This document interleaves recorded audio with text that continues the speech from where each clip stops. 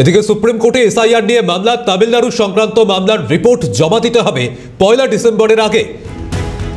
Supreme কোর্টে SIR নিয়ে মামলা, তামিলনাড়ু সংক্রান্ত মামলার রিপোর্ট জমা দিতে হবে 1 ডিসেম্বরের আগে। প্রতিনিধি অভিরূপা হাজরা রয়েছেন আমাদের সঙ্গে। অভিরূপা, কি জানা যাচ্ছে? সুপ্রিম কোর্টে এসআইআরটা চ্যালেঞ্জ করে মামলা হয়েছে সুপ্রিম কোর্টে। প্রত্যেক রাজ্যে, যে কটা রাজ্যে আপাতত এসআইআর প্রক্রিয়াকরণ চলছে বা যে কটা রাজ্যে প্রক্রিয়াকরণ সম্পন্ন হয়েছে, সবটাই অনৈতিক বলে মনে করছে এই সংস্থা। সেই কারণে এই মামলা রুজু করা হয়েছে।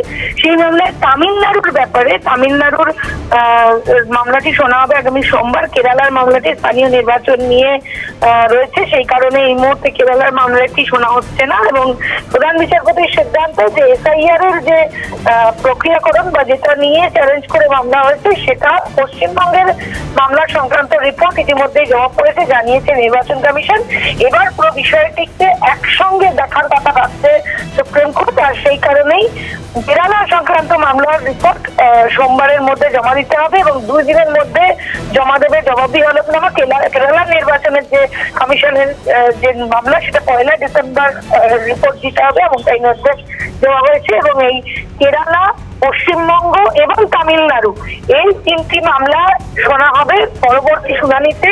এবং বাকি যে মামলাগুলি রয়েছে, বিহারের এসআইআর কমপ্লিট হয়ে গিয়েছে, সেই মামলাটি আলাদা করে শোনা হবে, এমনটাই জানিয়েছে সুপ্রিম কোর্ট। সুতরাং এই সুপ্রিম কোর্টের ক্ষেত্রে এই এসআইআর সংক্রান্ত মামলাটি যদিও এখনো সেটা বিচারাধীন অবস্থায় রয়েছে, বিচারপতি রাকেশ দ্বিবেদীর, সূর্যকান্ত মিশ্র এবং বিচারপতি জয়মাল্য বাস্কির ডিভিশন বেঞ্চে। এবং সেই মামলাটি এই মুহূর্তে বলা হচ্ছে যে এই এসআইআর এর বিষয়টি খতিয়ে দেখা হবে, সেই জন্য পরবর্তী শুনানিতে এই কটা রিপোর্ট জমা করলেই পরবর্তী সিদ্ধান্ত নেবে সুপ্রিম কোর্ট।